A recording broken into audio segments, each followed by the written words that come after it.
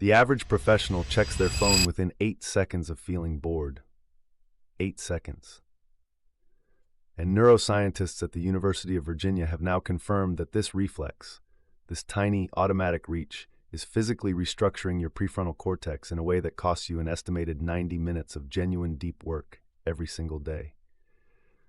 By the end of this video, you will have a 4-step boredom tolerance protocol that rebuilds your brain's capacity to sit with discomfort and converts that discomfort into the highest quality thinking of your career. This is not a video about putting your phone down more. Every productivity channel tells you that, and it changes nothing because they are treating the symptom. This video is about the root mechanism, what boredom actually is inside your brain, why your nervous system has been trained to treat it as a threat, and the precise neurological protocol that recalibrates your tolerance. Walk through all 4 points, and you will understand your own attention in a way most people, including most managers and executives, never will. Here's the problem that nobody in this space is naming precisely enough. Boredom is not the absence of stimulation. It is a neurological state, a specific conflict between your brain's desire for engagement and its current inability to generate it internally. And for most of modern history, humans were forced to resolve that conflict from the inside. They sat with it. They let it cook. The result was creativity, insight, and strategic thinking. Now, for the first time in human evolution, boredom has an external escape valve that fits in your pocket and delivers a dopamine hit within 3 seconds. The consequence is that an entire generation of professionals has quietly lost the ability to tolerate their own minds.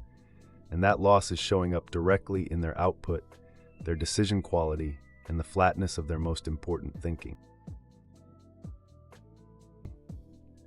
Your brain has a network that activates specifically when you are not focused on a task. Neuroscientists call it the default mode network, the DMN.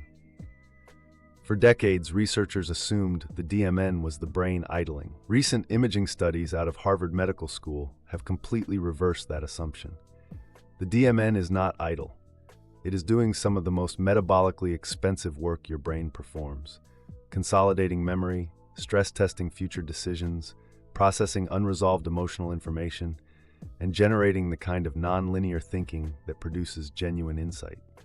This is the network that fires when you are in the shower and suddenly solve the problem you have been stuck on for 3 days.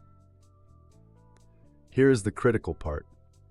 A 2020 study from Harvard found that when you interrupt idle moments with phone use before the DMN has time to fully activate, which takes approximately 90 to 120 seconds, you are not just wasting time.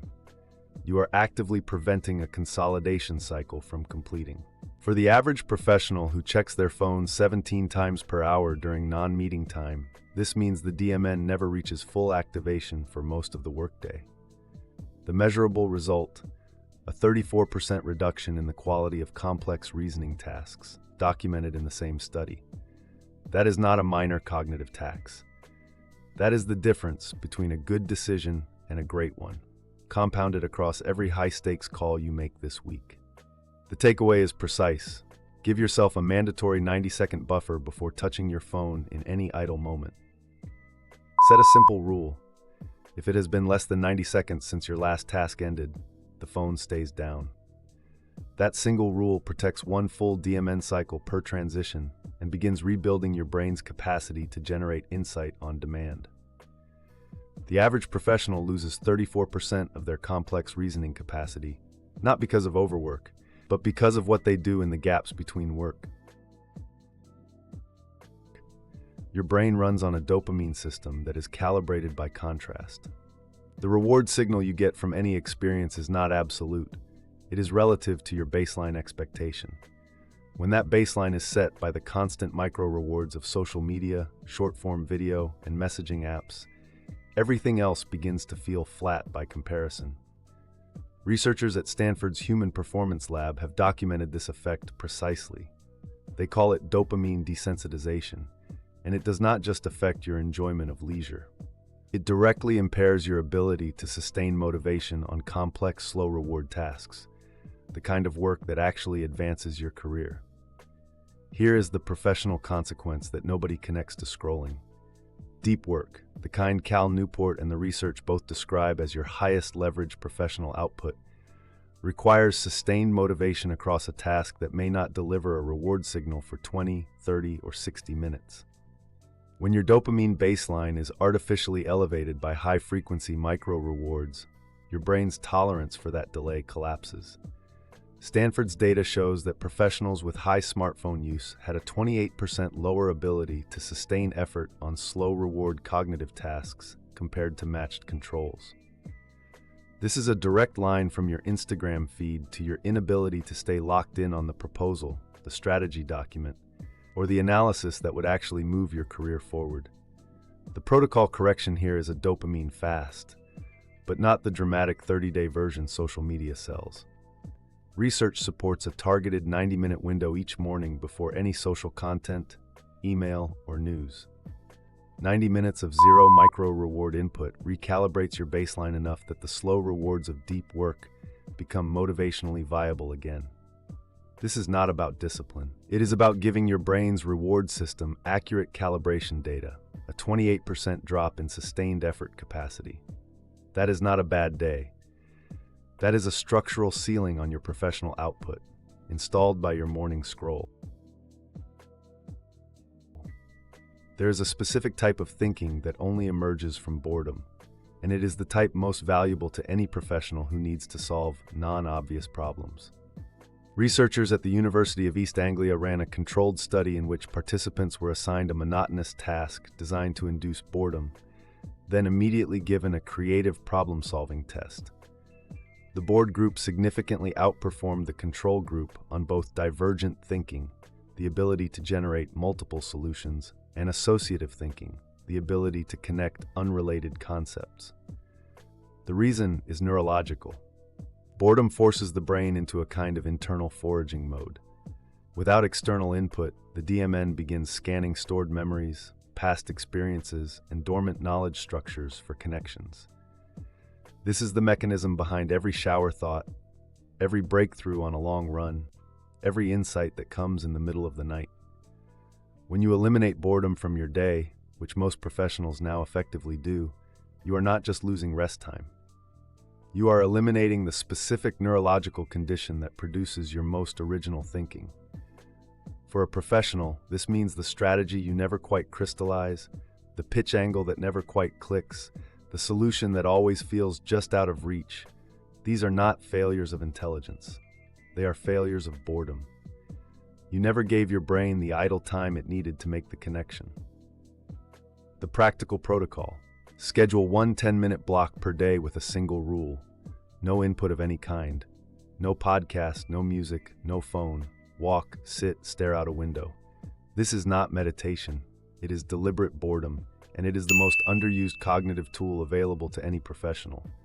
The most creative professionals are not more talented, they are more bored, and that is a protocol decision, not a personality trait.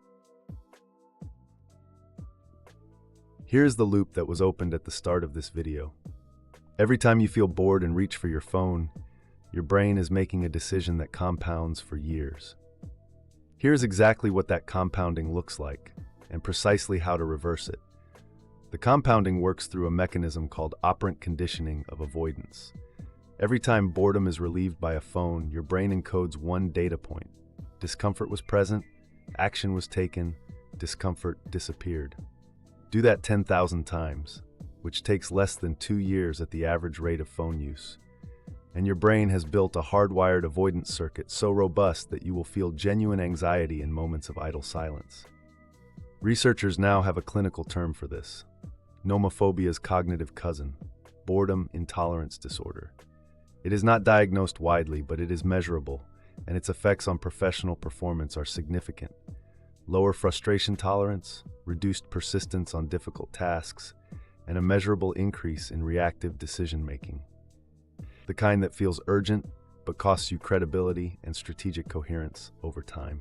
The reversal protocol is called graded boredom exposure, and it is the same mechanism used in exposure therapy for anxiety. It works by systematically expanding your tolerance window. Week 1, one 5-minute boredom block daily. No input, no task, just presence. Week 2, expand to 10 minutes. Week 3, 15. By week 4, your brain has begun to recalibrate its threat response to idle silence. The DMN activates more readily, dopamine baseline stabilizes, creative insight frequency increases, and the anxiety that used to arrive in second 8 of boredom begins arriving in second 40, then minute 2, then not at all. This is the protocol. It requires no app, no subscription, no 5 a.m. alarm. It requires only that you treat your idle time as a training ground rather than a void to be filled. The professionals who do this are not more disciplined. They have simply given their brains accurate operating conditions, and their output shows it. Here is the one thing to do right now. Drop your current boredom tolerance rating in the comments.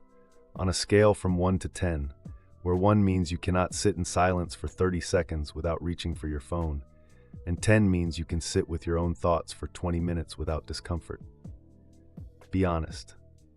This number tells you exactly where to start the protocol, and watching other people's numbers in the comments will tell you something important about how universal this problem actually is.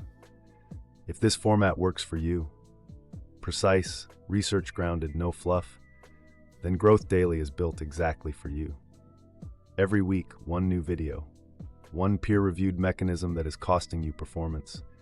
One protocol you can deploy before your next meeting. Next week's video covers the neuroscience of decision fatigue, specifically why your willpower is structurally depleted by 2 p.m. regardless of sleep, nutrition, or motivation, and the 7-minute morning protocol that prevents it. Subscribe and hit the notification bell so that video reaches you the moment it goes live. Your calendar is full. These videos are built around that fact. Under 12 minutes, one actionable system, every time.